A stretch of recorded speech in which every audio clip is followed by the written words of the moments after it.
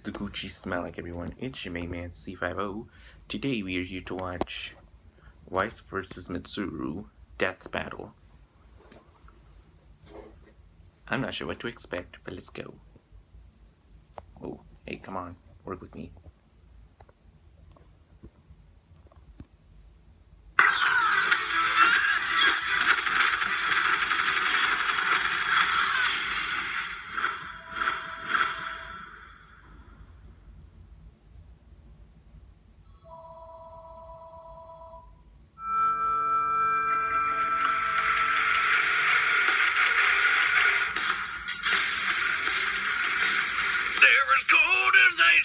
They're willing to sacrifice.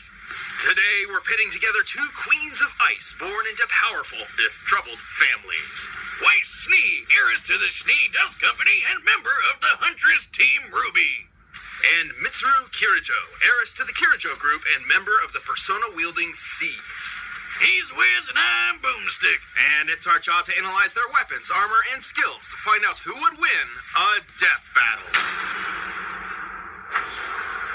The world of Remnant is known for many things. The vicious creatures called Grimm, the hunters and huntresses committed to fighting them, and the Schnee family.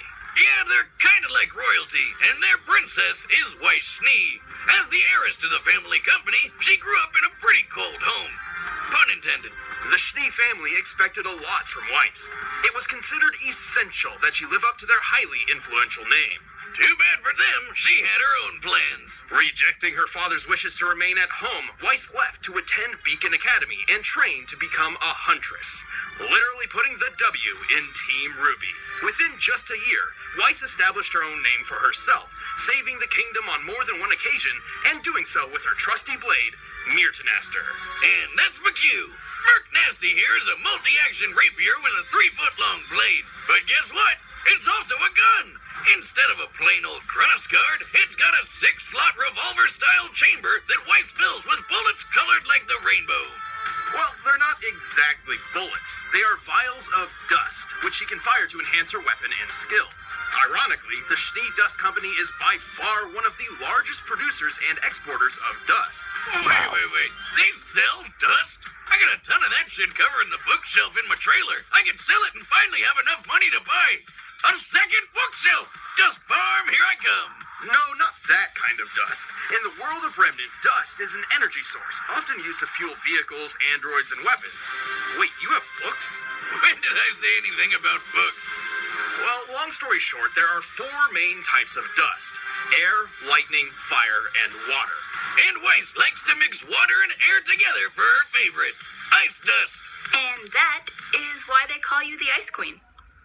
She can also attack with fire, launch a windstorm, block attacks with barriers, and many other techniques. Needless to say, Myrtanaster is a surprisingly versatile weapon.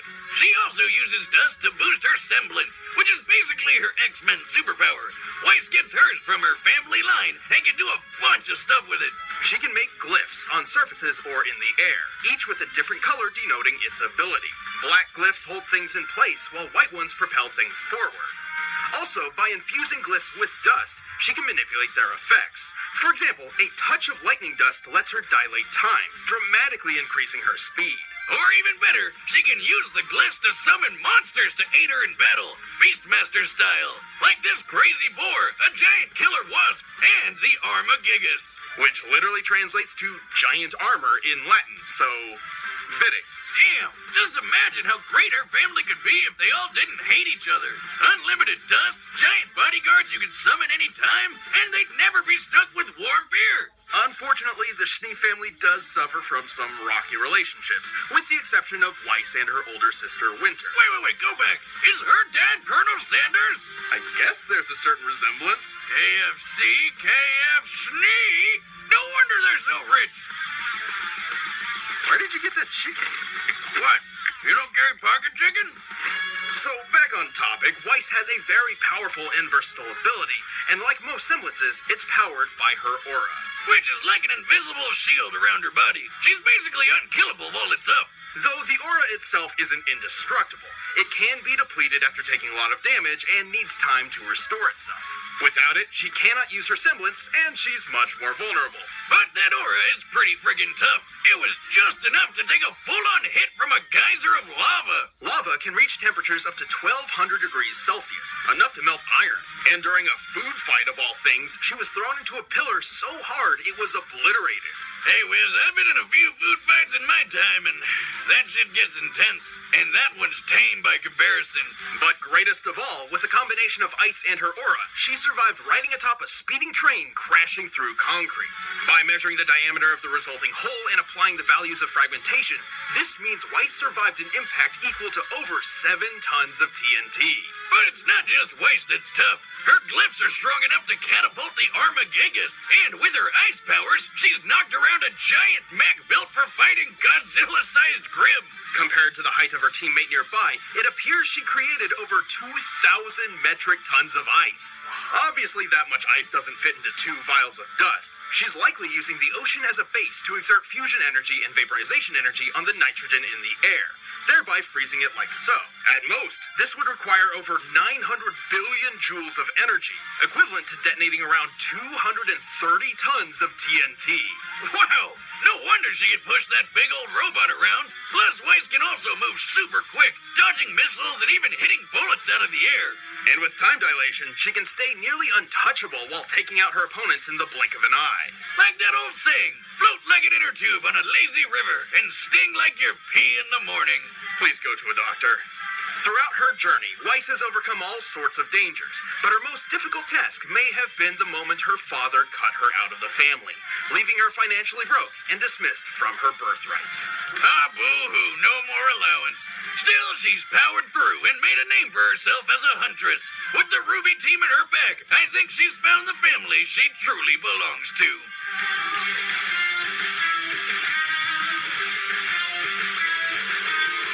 I'm more than a name.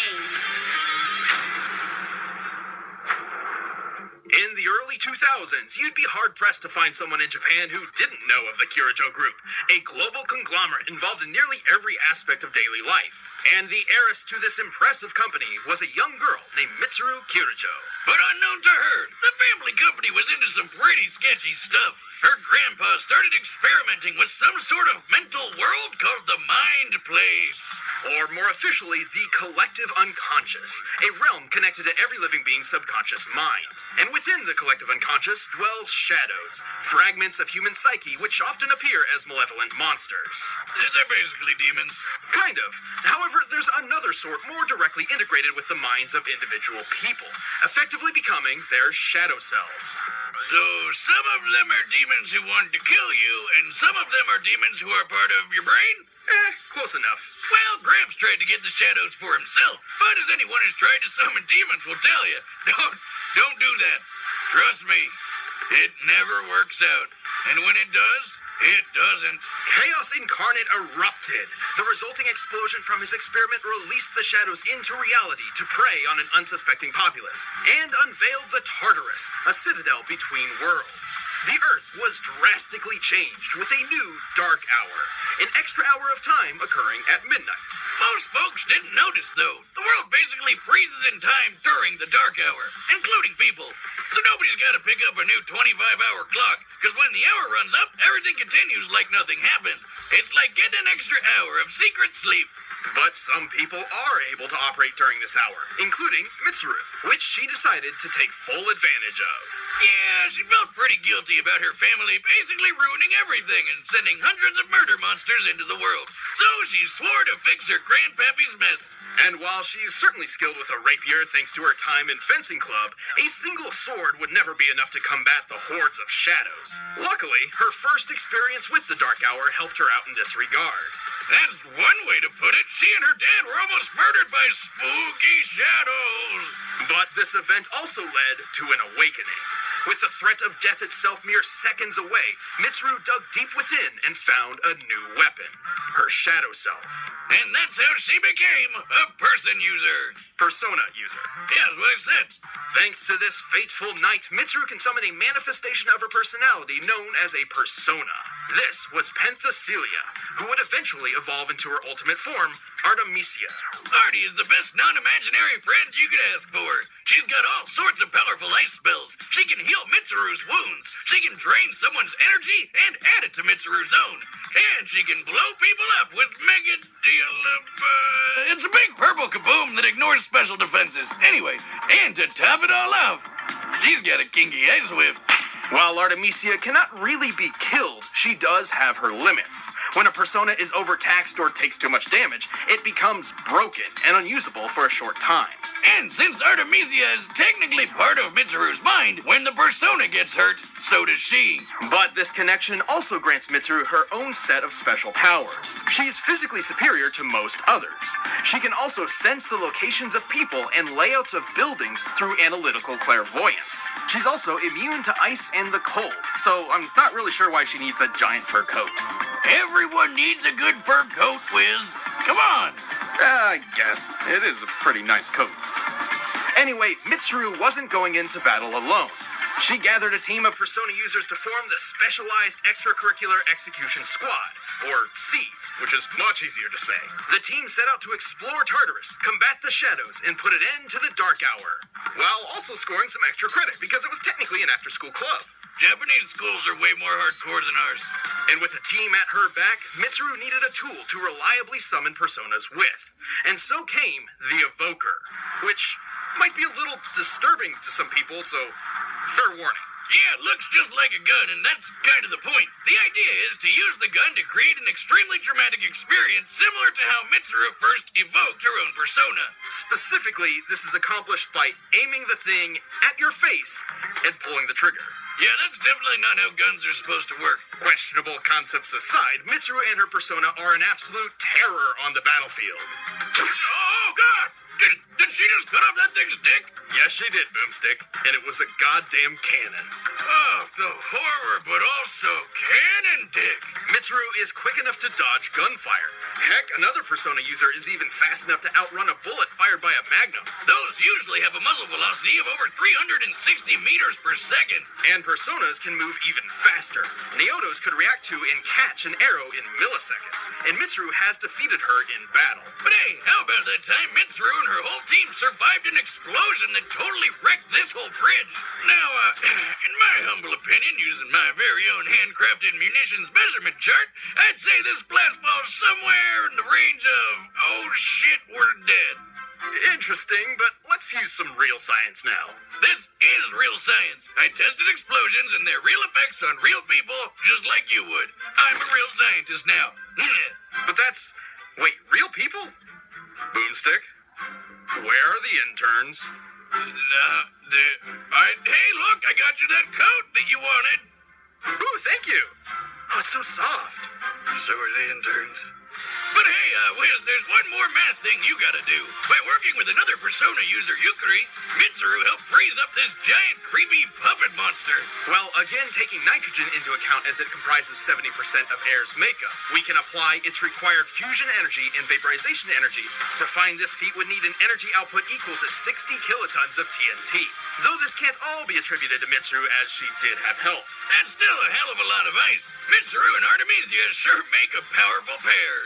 And even after successfully ending the Dark Hour and redeeming her family name, Mitsuru continued battling for people everywhere, one shadow at a time.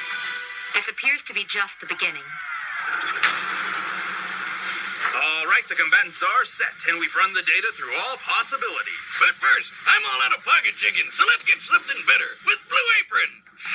By now, you've probably heard of Blue Apron, the leading meal kit delivery service in the U.S. Choose your meals each week, get the ingredients delivered to your doorstep, and whip up a meal using the easy-to-follow directions provided. With an ever-changing mix of meat, fish, and vegetarian recipes to choose from, you're all set for a tasty summer. Who has time to think up meal plans and go get the ingredients yourself anyways? Not me. This way I cut out all the boring stuff and get right to the awesome parts. It's been a huge help to both my schedule and my eating habits. There's plenty of wholesome and healthy choices to pick from. And if you're not very experienced in the kitchen, this is a great way to learn some new recipes. My favorite part is feeling like a master chef, making creative and delicious meals with my own hands. You guys really need to try it out. It's pretty nice coming home knowing I'll have a delicious meal I can whip up with ease. To start making delicious, brag-worthy meals at home without the hassle, try Blue Apron. Check out this week's menu and get $60 off at blueapron.com/battle. That's blueapron.com/battle. Blue Apron, a better way to cook. But right now, it's time for a death battle! I'm gonna say Weiss. I don't know. I'm just gonna say Weiss. Such good form. You fight with a sense of ease. Thank you, but flattery will get you nowhere. Fight.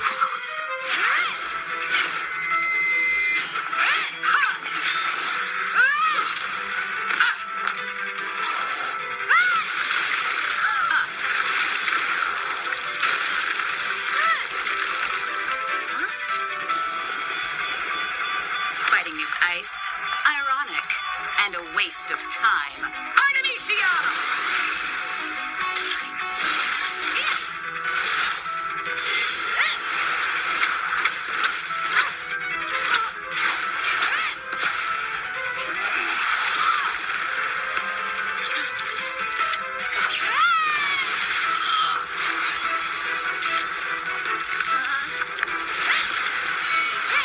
Can't touch me, Ice Queen. Huh, so that's what it's like.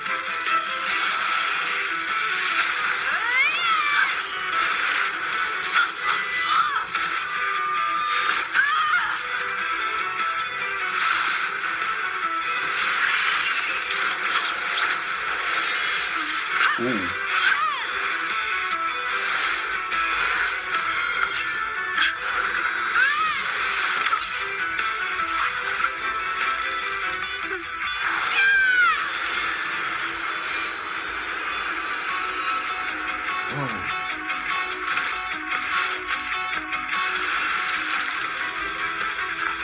So cool.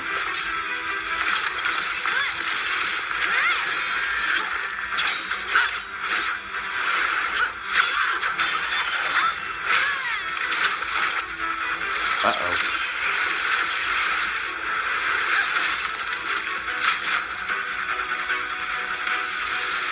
As annoying as this was, I have to admit, you fought valiantly. But now, you'll fall by my own hand! I can do this on my own. Artemisia! No mercy!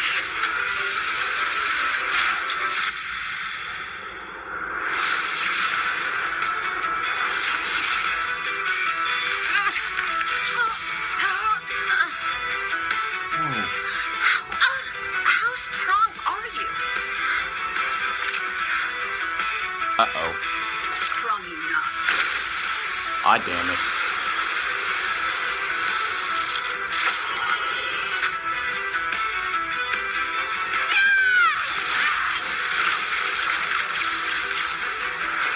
Huh?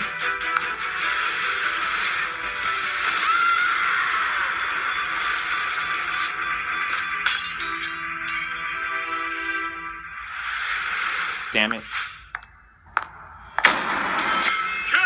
That was a great battle, Well, though. Wiz, I'm glad we got these coats, because that was cool.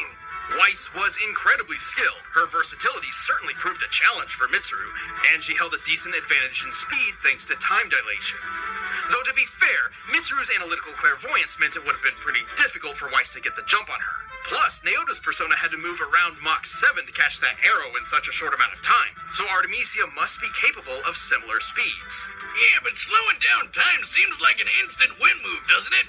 In some ways, yes, but we look for who can win the most matches overall, not just a couple times out of 1,000 possibilities thanks to one good move. Yeah, even though Weiss had plenty of attack options, Mitsuru's defenses were just too strong. Like how she completely canceled Weiss's ice attacks.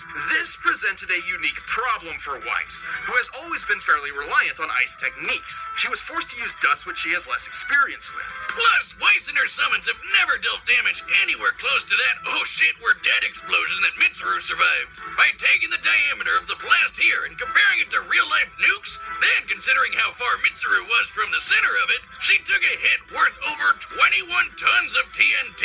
Definitely higher than Weiss's 7-ton train feat. Frankly, Mitsuru's survivability and power output outclassed Weiss. Even if we cut her major ice feat in half since she was aided by Yukari, Mitsuru still output 130 times more energy than Weiss when she attacked that mech. But numbers aren't everything, right? Sure, there's always a new way to look at things. For instance, Weiss's arsenal was limited by her aura and dust supply, while Mitsuru had no such constraint on her own powers. It takes a long time to restore aura, and remember, when a persona gets broken, he can just come back a few seconds later. Which was extremely useful, as Artemisia could heal Mitsuru at any time, undoing whatever progress Weiss had made. Oh man, what an ice-cold move! While Weiss's speed and versatility put up a good fight, Mitsuru's greater defense, raw power, and more reliable arsenal proved too much for the Huntress. She had no chance. The winner is Mitsuru Kirijo. Hey, thanks for watching Death Battle. Don't go away just yet. We're about to announce the next fight. And if you haven't seen the latest episode of our podcast, the Death Battle Cast, you can click it right there.